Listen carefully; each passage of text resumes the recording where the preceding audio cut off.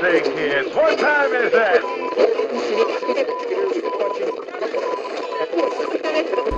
Hey everybody, Keith here from GeekTime TV, and I just want to say before we get into this video a little bit, we tend to not try to get politics involved in our content here on the channel, but when the intersectionality of government and entertainment come together, sometimes we have to. So this one, I couldn't believe. I was just kind of cruising that I wasn't even going to make a video today, and I saw this article, and I couldn't believe it was real. Had to check the date on it and make sure it wasn't an April 1st. It's not. April 17th, yesterday, 2023, from J.B. Augustine of Bounding Into Comics. What is the article? Well, you probably read the headline as I babbled here to you, but nonetheless, let's read the headline. Elizabeth Warren and 3 other Democrat politicians urged DOJ, Department of Justice, to investigate Warner Brothers Discovery merger for harming workers and diminishing content choices by axing Batgirl and other projects. I probably don't need to read any further to say this is probably going to be filed under government overreach, but let's take a look at the article anyway, shall we? The pains of Warner Media's merger with Discovery aren't behind the new entity yet. After previously not contesting it and letting the deal go through, Democrat lawmakers in Washington are now calling for an investigation of Warner Brothers Discovery under antitrust laws. A group of 4, 1 senator and 3 House representatives, sent a letter to the Attorney General and his antitrust chief. Oh my God. Senator Elizabeth Crackhead Warren, Republican Representative Joaquin Castro, Democrat Texas, Representative David Cicilline probably, Democrat Rhode Island, and Representative Pramila Jayapal. Sorry, I butchered that, I'm sure. Democrat Washington, wrote to Merrick Garland and the Justice Department saying that the WBD merger appears to have enabled the new company to adopt potentially anti-competitive practices that reduce consumer choice and harm workers in affected labor markets. Furthermore, they claim the merger has enabled the combined WBD to take aggressive measures, harming workers and creatives in the media and entertainment industry while eliminating the disciplining forces of competition that provide workers with the freedom to change jobs or negotiate for better pay and working conditions. The lawmakers are alluding to layoffs, cuts, and the myriad of canceled productions over the last year, including Batgirl, which their letter mentions, and the demise of CNN+. The company has the incentive and ability to eliminate broad swaths of its workforce, leaving workers with fewer choices for employment and advancement, the document reads. Oh my God. Okay, before I go any further, I just want to say these are also the same people who allow Disney to buy up everything on the planet and do the same thing. Like, cancel movies, fire directors, lay off thousands of people at the theme parks. Let's continue. Bolstered by comments made by DOJ antitrust chief John Cantor regarding concern over the impact of consolidation on content creators and workers, not just on consumers, they argue audiences will never see such projects like Batgirl, a $90 million film that was canceled while deep into post-production despite consumer outcry reportedly to allow WBD to claim a tax break. Okay, the consumer outcry is not consumer outcry.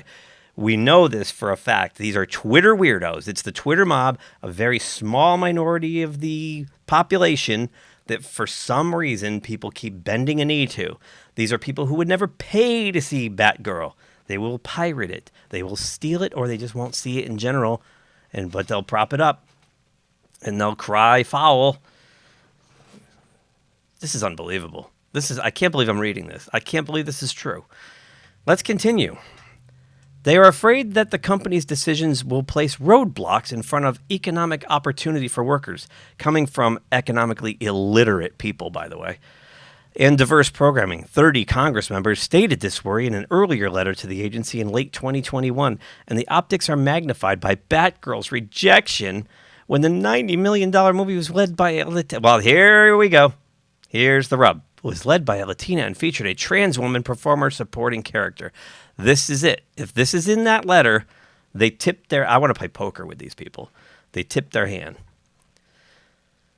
Also cited is the canning of In Development Productions' Gordita Chronicles, Demi Mondi, The Traveler's Wife, Whistleblower.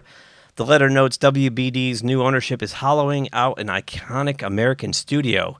After the merger was consummated, WBD canceled many projects in various stages of development and removed content from its platforms.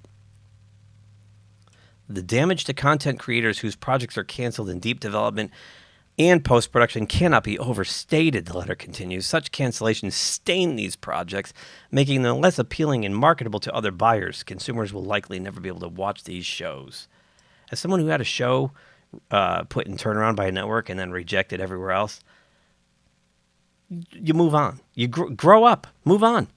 This is part of the business, lady, Miss Warren. Yet these kind of things prove to me over and over again that this is state and federal government employees are mediocre at best. These are people who cannot succeed in the private sector, which is why they take these jobs in government where they don't have to perform anything. They don't have to provide anything. They don't have any hard and fast deadlines, really. They just have to exist and cash their six-figure salary paychecks while making money on other such things that we won't get into. It is the height of mediocrity, these people. Warner Brothers Discovery isn't commenting right now, although DC Studios co-chairman Peter Safran made the case months ago that Batgirl was not releasable and could have hurt everyone involved. They are hardly alone in their decision-making as of late either, as Disney began laying off, as I said earlier, 7,000 workers, and Netflix shows signs of tightening its belt in regard to production. In their coverage, Deadline noted the unusual nature of the DOJ looking at a merger after it already happens. But legally they can if they determine there's a threat to competition.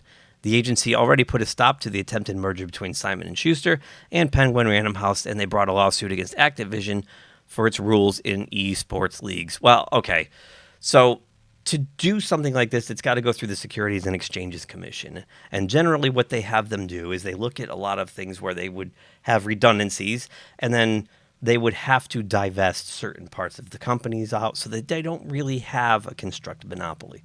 Now, do I believe all that is accurate and happens consistently? No.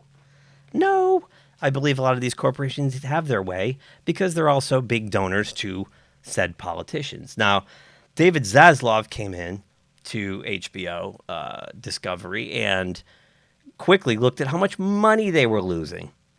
And keep in mind, Batgirl was in production before he got there.